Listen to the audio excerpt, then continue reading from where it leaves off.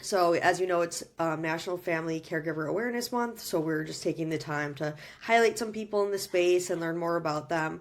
Um, I know that you wrote a book, Self Care for Caregivers, and then also the Caregiver Survivor Guide. And I want to start with if you could talk a little bit about your backstory, what inspired you to kind of share that with everybody. I know that you described caregiving as going to war and caregivers as warriors, and like what shaped that perspective for you. Oh, that's a wonderful question. So, yes, my dad was a World War II bombardier pilot. So I think of him as a World War II hero and a warrior. And when I cared for both my dad and my mom, I was taking notes. I was journaling because my background was a singer-songwriter. So I used to write lyrics and songs. So I thought, you know what? Since this is such an intense, interesting journey, because I was caring for both of them simultaneously, I think I'll write it down and maybe, I don't know, share it in the world at some point. And it was a great outlet for me. I think journaling just in general is a great outlet, and I think then journaling for caregivers is a great outlet. So it really kind of helped me let my feelings out. And afterwards, after they passed, I realized I had this information, I had these words, and I had my journal. And I thought, let me just see if this blog thing could work for me. And I started blogging. I take, sort of sharing my thoughts and my experiences, and it took off. I found that people really related to the authenticity that I was putting online, that was blogging about, because it was difficult. And part of my struggles that I had within this journey were the fact that I, didn't get along with my mom really well. So that was a relationship I had to work with and work on in addition to caring for her. And I had a great healing experience through that. So I think being really honest about that relationship and the mistakes that I made and the behaviors that I had to change and what I went through with my mom who had dementia, I think a lot of people related to that. So Caregiver Warrior was born, the blog was born, and I thought, well, just like my dad fighting for people's well-being, and he wanted to protect them and he wanted to make sure they were safe. And I was thinking that caregivers are warriors. They do the same thing that people who go to war do. They fight for those they love and serve. And I felt like every day we wake up and fight a battle in caregiving. So I thought the perfect name for us and for the blog would be Caregiver Warrior. Yeah, that's an interesting perspective for sure. It makes sense. Um, and I know that you've said that caregivers like face every emotion in a single day. So that also kind of falls in line with the warrior, the emotional warrior and going to war. Um, what emotions do you think were the hardest for you to navigate and how did you learn to walk through them, to work through them? I think there are so many intense emotions that we go through, and I think we hesitate to walk through them or feel them because we're so concerned about everybody else and the people that we care for that we stuff our feelings. And I think there's a wide range of feelings that we have as caregivers, everything from anger and fear and grief and pre-grief to resentment. There are so many emotions that we have to deal with on a daily basis. And I think for me, the hardest challenge wasn't so much the individual emotion, but the fact that I was able to acknowledge them and to know that it was okay to feel these emotions. Like it was okay to feel angry when I cared for someone, that it was okay to be scared.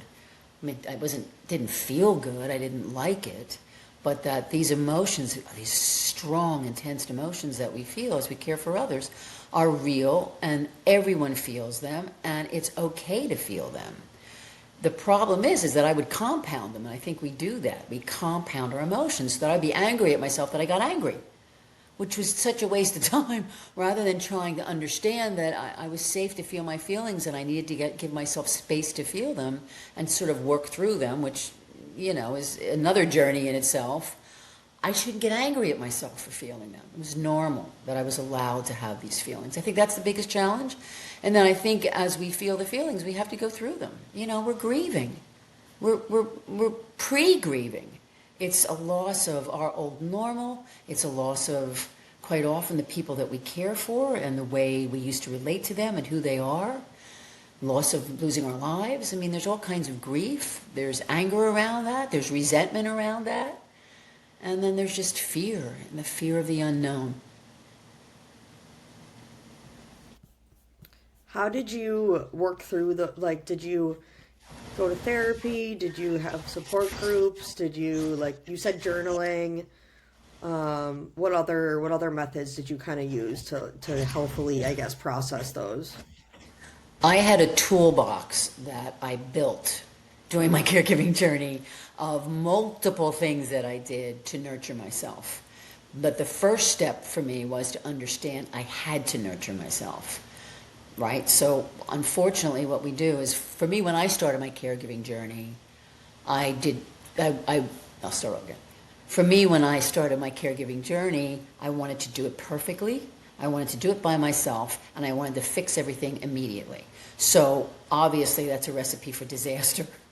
So the first thing I had to do was to acknowledge the fact that I had a lot of emotions, I had a lot of challenges, and I had to really give myself a break and nurture myself. When I was so focused on my parents and completely putting my life on the back burner and not focusing on me at all, I was losing myself and I was disappearing.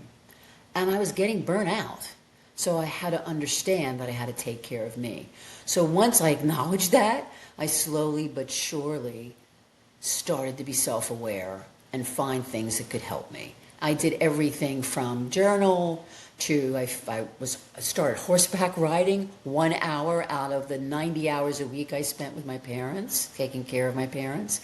I had a therapist. I joined groups of caregivers, caregiving groups. I made sure I talked to caregivers, and I did everything I possibly could to make sure that I kept my life and myself on track. You've also mentioned that knowledge is power in your work. What knowledge do you wish that you had like early on in your journey? I think the knowledge that I was missing, or I was lost, because I didn't understand that I didn't understand that I didn't have to be perfect. I think because the stakes are so high in caregiving, we try to do caregiving perfectly, and it's impossible. We're human. And I think that we try to do it alone. I think we feel that if we ask for help or we get a team around us, which is extremely important to do, somebody's going to think we're incapable of doing a good job, and we feel like bad caregivers. So I think when I first started, my 3 Ps, which, it's like I wanted to do it perfectly. I wanted to do it alone. I wanted to do it really quickly. It was like perfection, paralysis, and then procrastination. It kept me from being in the journey that I was having, and to reach out and get a team, get help, and let go of control. Like, you Yeah. can't control everything. What do you think if a caregiver was extremely overwhelmed? Like, what advice would you give them? What place to start to kind of deal with that overwhelm? Sadly, I think that we get burnout. I think we all get. I don't believe that we can avoid caregiver burnout. I believe that we all face caregiver burnout. So for me, it's a question of hitting the caregiver burnout wall at 150 miles an hour or 10 miles an hour. So that's where we have a choice. And the first thing we have to do is be self-aware. Like, are our shoulders by our ears? Are we gritting our teeth? We have to stop. We have to halt and stop and see what's going on with us. And it's not easy to do. I would have to set a timer. Like, once a day, twice a day, depending on what I was going through, to make me stop and just figure out what was I feeling, physically, emotionally, spiritually, and say, well, what can I do about that? What do I need right now? It was really a wonderful journey for me in learning about myself and my relationship to my parents and my world in general. You know, I changed. I really changed as a really changed my life, caregiving. It made me a much better me because I became more aware of what I needed. I didn't do it overnight. Nothing happens overnight when you start to care for yourself. And we have to be patient about that. You have to adapt. Caregivers have to adapt. And through the adaptation, you have to realize, let's look in the mirror a little bit and see what I'm going through. And slowly but surely, I can start to care for myself. Yeah, I feel like that's hard for anyone in any stage of life. And then when you're caregiving, you already have this so much going on, and then you're also have to deal with yourself and your emotions and your mental health. So, I agree. You know, I think we're people pleasers, a lot of us. I think that we're very concerned about the outside world and how we look. And as caregivers, we worry about what other people are thinking about. Like, how do we appear? And I think that's where this I'm fine, I'm fine, I'm fine comes from. When people say to me, when they said to me, are you okay? I would say, oh, yeah, I'm fine. Because I didn't want to appear incapable of doing the job. I wanted to appear like I had control over it, and I had it all together. And it's just impossible. I don't have my life all together. I still don't have my life all together. You know, we have to stop worrying about what other people think, because there's a group of people standing around us, waiting in the wings, concerned, wanting to help us. But, you know, I had people say to me, I'm so glad you asked me for help finally. Because I saw that you were struggling. Of course you're struggling. It's almost an impossible journey to go on. And I feel so happy that you finally asked me, because I felt helpless. what is like one piece of wisdom that you find yourself giving to caregivers over and over? Is it that? I'll tell you the one thing, and I've been doing this for a while, the one thing in my caregiving advocacy that I run into almost every single time I talk to a caregiver is at one point during the conversation, they say to me, I should have done that. I could have done that better. I'm not doing enough. I think that's the consistent issue that I see caregivers struggling with. For some reason, we don't feel like we're ever doing enough, being enough, having enough. It's all about beating ourselves up constantly, and the shoulds. It's just horrible. We beat ourselves up. So the one thing that I constantly hear from caregivers is self-doubt and self-judgment. It's just something that seems inherent in the caregiving journey. So that's my biggest mission, is to make sure that people understand that just by showing up is so enough, that we have to reframe what success looks like. Success is doing the best we can with what we have to work with right now. I think that's very good advice. If there was like one takeaway after reading your book or your course that you have, or the survivor guide, I mean, what is like the main takeaway? I hope the main takeaway is that we become kinder to ourselves.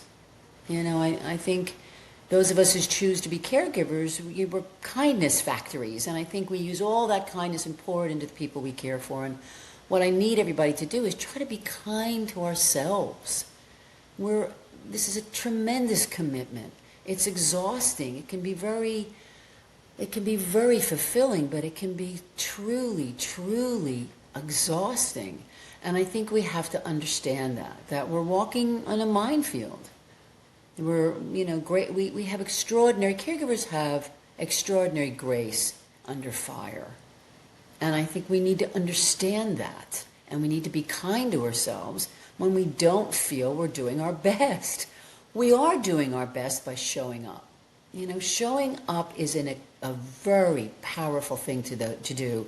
Showing up is an extremely powerful thing to do for those we care for. They don't need us to fix them. They need us to support them and be there. They feel safe with us being there. It's an extraordinary gift to give someone that we care for, and that's enough. Yeah, that's a very powerful statement. Thank you for sharing that. We haven't spoken with a lot of like home health aides which I would be interested to talk to. I don't know if you have any insight on that, but um, rather than just like a family or like a personal caregiver. Yeah, yeah. But It's interesting because I do have a little bit of a take on that. I always say that if you're taking care of family members, like if you're taking care of family members or you're taking care of clients who remind you of your family members, I think it's really important to understand that it's about relationships. It's not only about disease or the actual condition of the person you're caring for. It's about the relationship you have with them. And the greatest gift we can give to ourselves and to them and their families is communication. yeah, Just being supportive and communicating.